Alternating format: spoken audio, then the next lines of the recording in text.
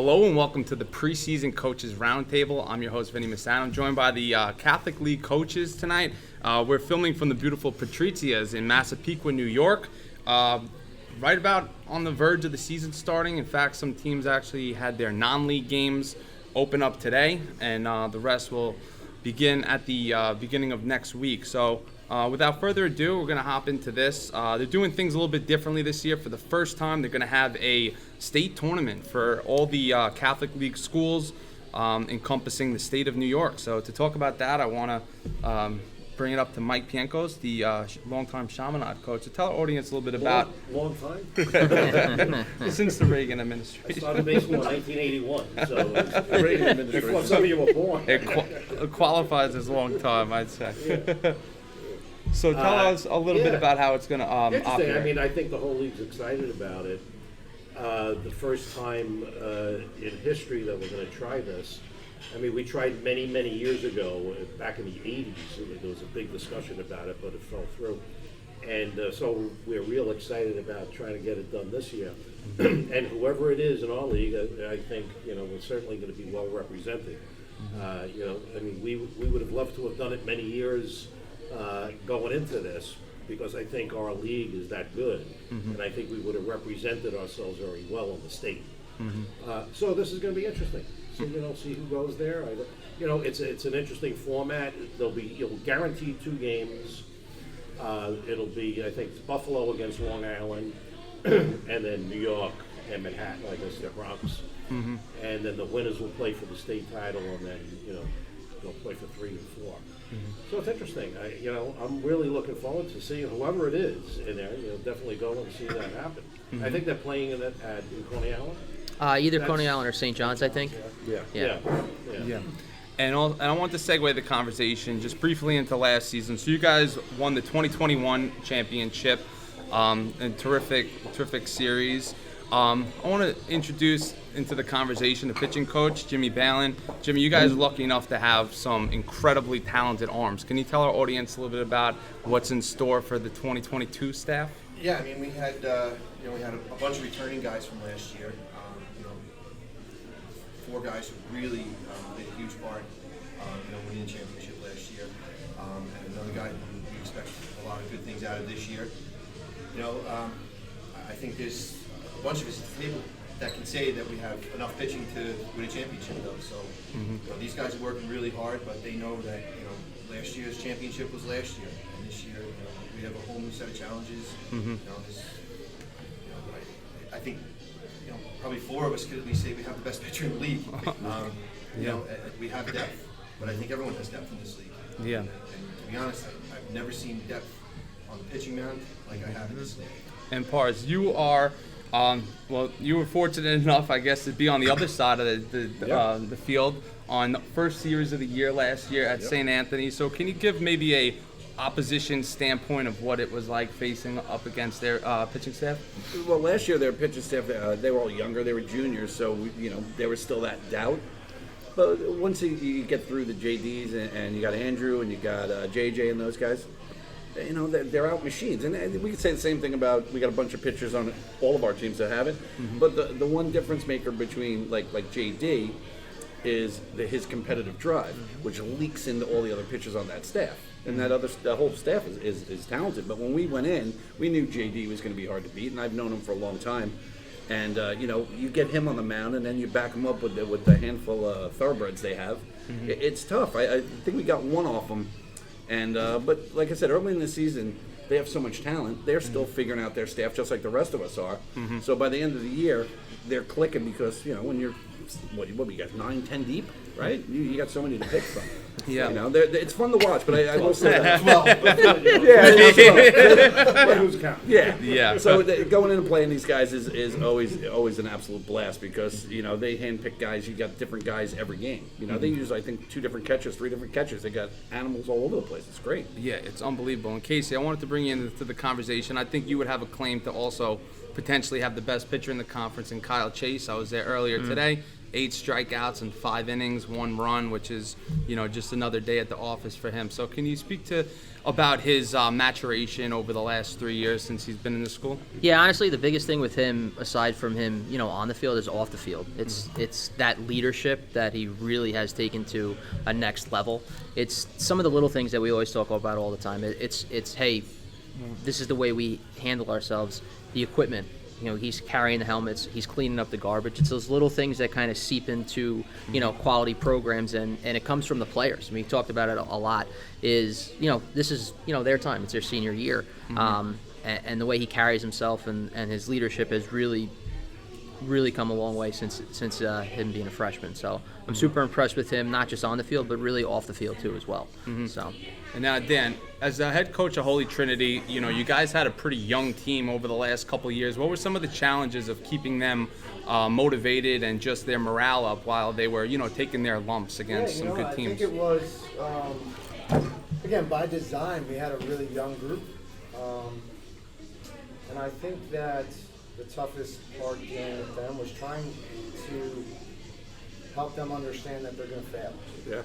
They're young. Oh, yeah. And it's really hard for them when they've had a bad day or they had a bad series, being able to just kind of work through it. Just at the end of the day, you're a good ball player. It's going to work out. You're going to figure it out. You're young. Let it take time. Let the maturation process, happen, and just play hard. And good things will start to happen.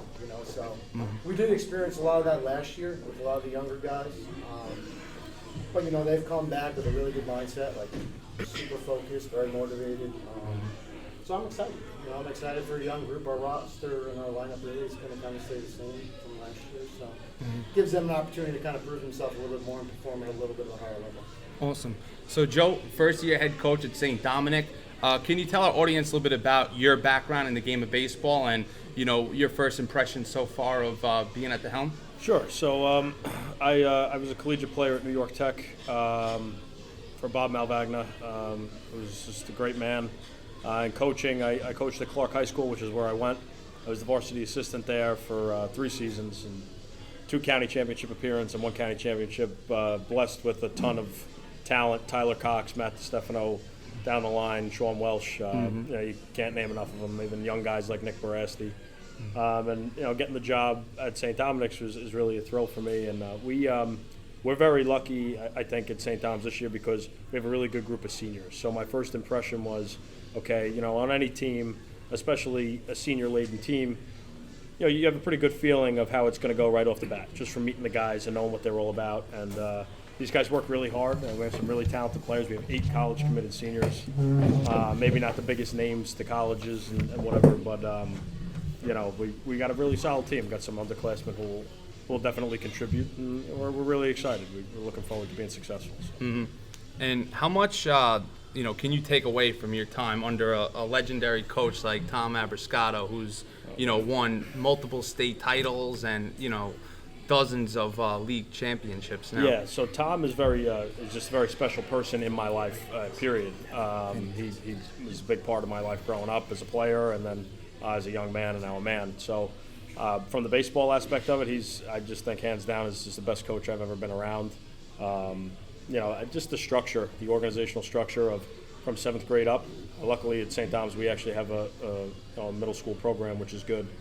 Having that organizational structure is so key, and everybody being on the same page and developing that culture, that's ultimately what makes us so successful. Just like there's teams, like for example, Chaminade won last year, and they're a super successful program, and that culture is built, and that culture is irreplaceable. So that's the biggest takeaway from being around Tom's program that I have baseball-wise. And now a newcomer to the table here, also a newcomer to the league, is a St. Mary's head coach, Chris. Chris, can you tell us a little bit about what the process has been like, starting a program essentially from scratch? It's been real different. Learning the admin in the school, getting all the kids in. We don't have a field either, so it's finding places to play, using different facilities. We're mixing and matching all over the place. So it's really, we're really puzzle pieces, putting everything together and trying to make it work, and doing the best with what we got. So And I see that you guys are hard at work. You know, I follow you guys on Instagram. The off-season workouts seem like they never stop. So I mean, what have some of your takeaways been from year one?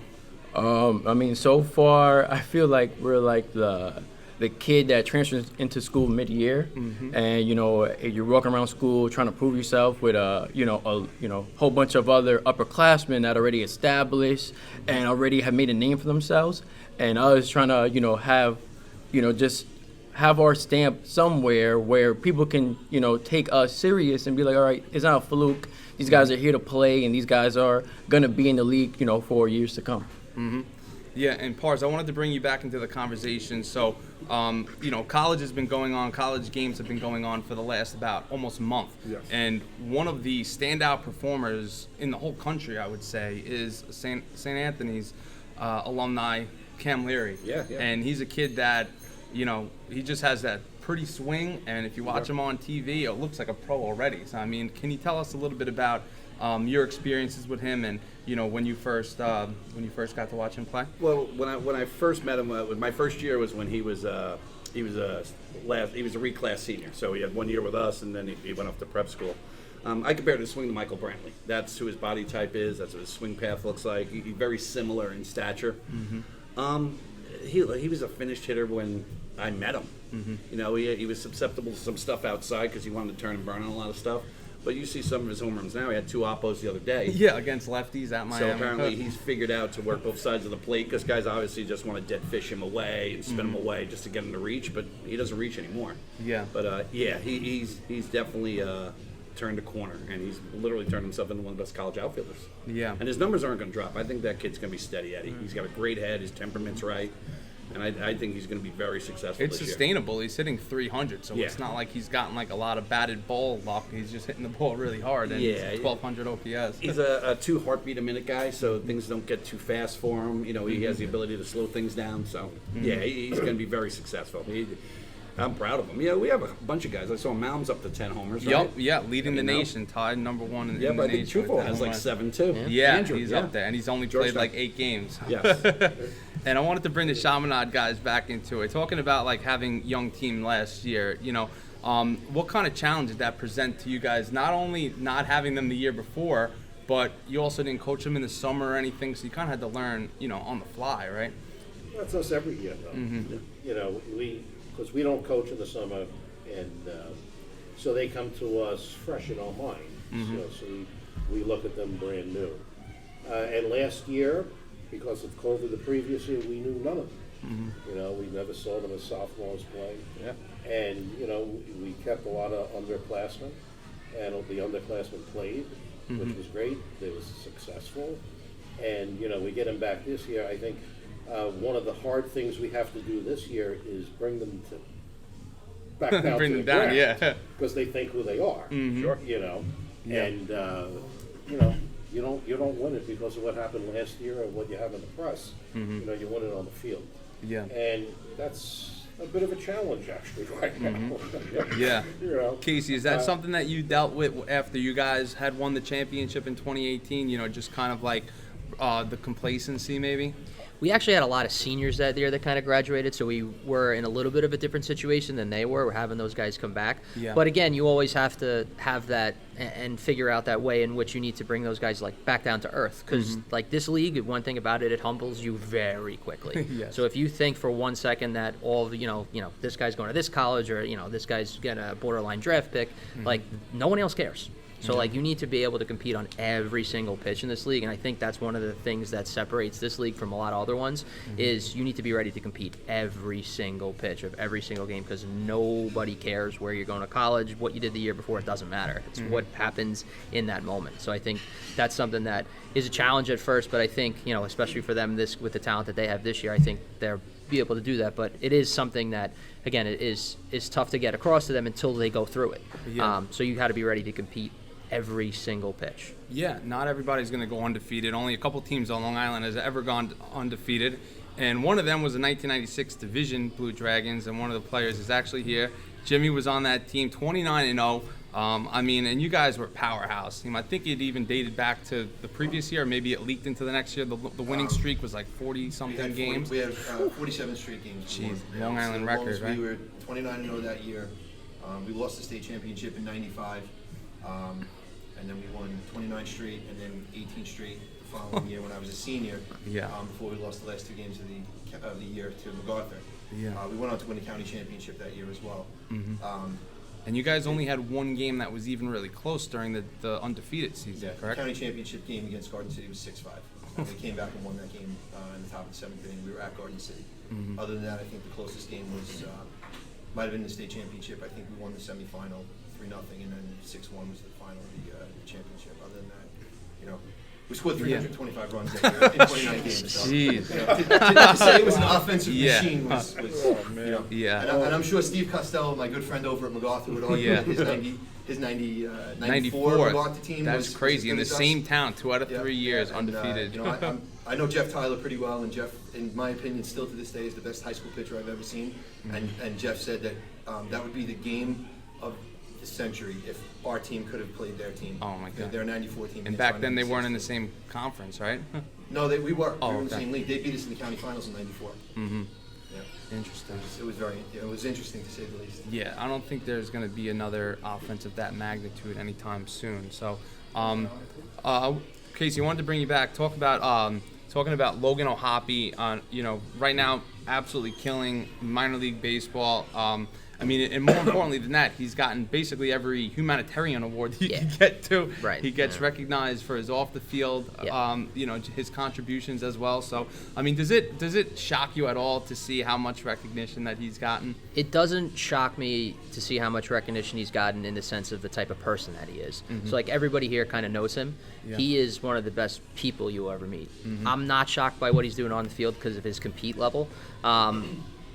I'm going to say I don't think anybody foreseen him doing this well this quick, and it's great to see, but that comes from him being a great person first. And that's what we care about the most. I mean, if you could pick somebody to represent your program and say that, hey, this is a St. John the Baptist guy, I mean, there's no one else I'd pick. So that's the thing that I'm super proud of him the most, is the type of person that he is first before, you know, how good of a player he is. But it's been awesome to see. So, I mean, they play on Friday, and I'm pretty sure he's going to get in one of the first few big league games. It's just cool to see. Yeah, it's so it is really incredible. cool to see. And again, he is a St. John's kid, but this thing we like to kind of talk about, like, he's a Catholic League player.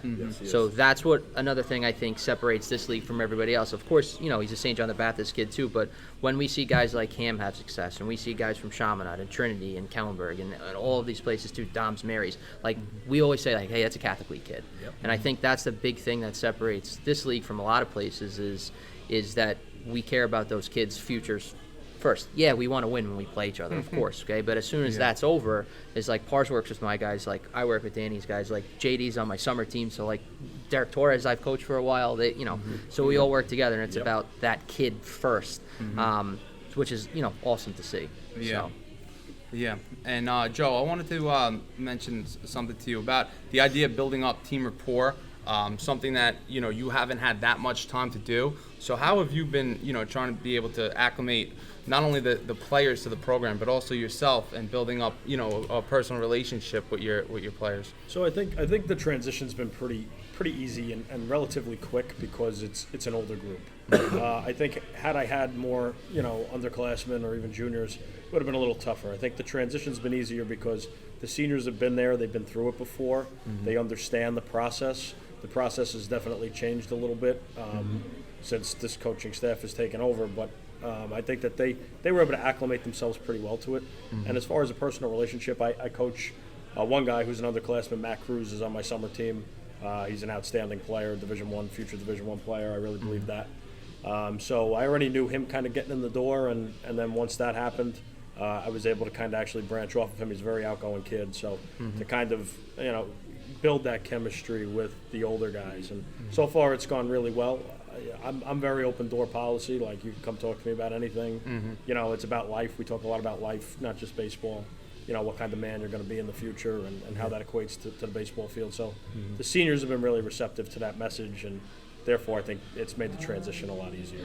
Yeah. So you have more of an upper class team, Chris. What would you say the composition is of the roster of you guys? Are you a little bit more on the younger side? I mean, my whole team is freshman, sophomore. So pretty. I don't have no upperclassmen at all, you know. So, but one thing is, How do you pick a captain then? You? I mean, I get confused for a player sometimes, so I might get away with that. But no, you know, we have a couple guys that, you know, due to travel ball baseball kind of space, that these guys are getting experience playing all over, you know, U.S., all over the region. So they build that, you know, that experience playing high caliber baseball. So it's easy to kind of pick out that sophomore that's a little bit of a leader. And, you know, the freshmen and even other sophomores are with him can kind of follow through with him because of that experience playing all over, you know, regionally, nationally in the travel ball circuit. I'm glad you mentioned the travel ball stuff. Dan, how important would you say that is in terms of the development of a player nowadays, whereas it used to just be, you know, after the 18th game or whatever, or the playoffs, sometimes kids would play another sport and maybe you wouldn't see them, but now you might give them hitting lessons or coach them, or, you know, you just follow their progress maybe from their summer coach. Yeah, I think it's extremely important for players to be able to learn from other people, other coaches. We talk about it all the time. We've all had a part in not only watching the players in the Catholic League grow and become really good players, but some of us even having a part in that. Coaching them in summer ball, training them on the side. You know, so I think it's really important for them to be able to get outside of their comfort zone sometimes. So learn from different coaches, play with different kids, play in some of these tournaments down south where you don't know anybody, or go to a showcase where you don't know anybody, and kind of measure up and see where you're at. Yeah. I think that kind of helps them not only kind of see where their game is, but also if they want to reach certain goals, where I have to improve and where I have to grow as a player. So I think it's extremely important for them to be able to have a competitive summer ball experience with good people around them. Yes. And here's the last topic I wanted to bring up. Last year the season started a little bit later, so I was just curious how the preparation changed, Paul, when, you know, you're handling a pitching staff that, you know, you need to get them ramped up to, let's just say 90 or 100 pitches for opening day, and it's April 26th, and now all of a sudden it's a month before.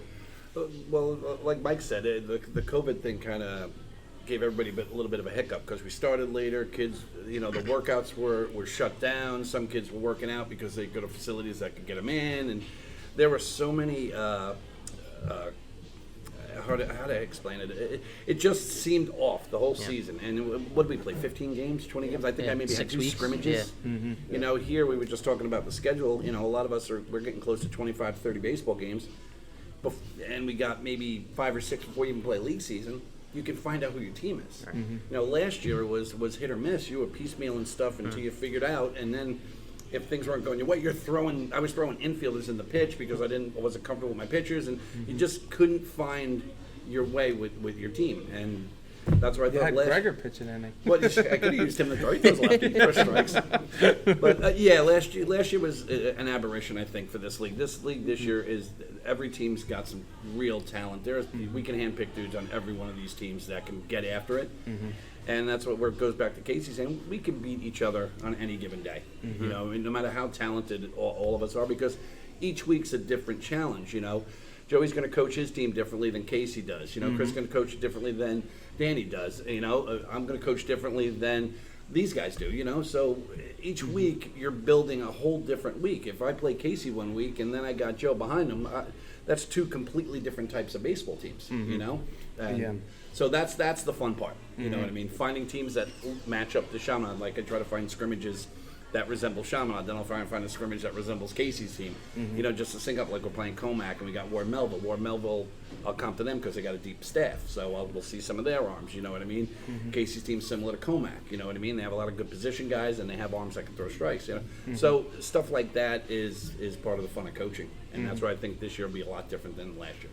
Now, one of the, I would assume, not so fun parts of the last year was probably handling the recruiting aspect. If you wanted to help out one of your players, Casey, maybe you could speak a little bit about that. Did you sense any frustration from the juniors and seniors that weren't maybe able to go out and get recruited and had the talent maybe to do it, but because of the COVID restrictions, simply it was out of their hands? It was really challenging in the sense of not so much like your top end guys, because those guys are just super talented in the sense that they're going to get seen. Yeah. It was more of those kids, which I do think we need to celebrate a little bit more sometimes too, is those Division like 2 and 3 kids. Yeah. That those kids really had a tough time because you had 6 years of guys coming back, and we had a lot of situations too, in which a lot of the college coaches was kind of turn around and say, like, I wish I can give you something, but we're waiting on, seniors to decide what they want to do. Yeah. So it was a tough situation to navigate. I mean, I do coach with the Titans in the summer, and Tom Downey and Jim Clark are awesome with recruiting, so they help a lot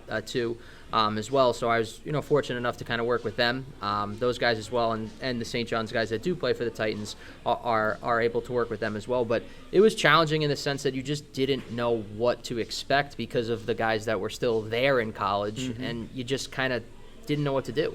So we had guys that committed a little bit later, than they usually would, but we were able to kind of navigate it and find the best fits for most of the guys that we had. But I think really that biggest challenge was that kid was a really good player, and he's a Division II, Division III player. It was just those rosters had expanded so much.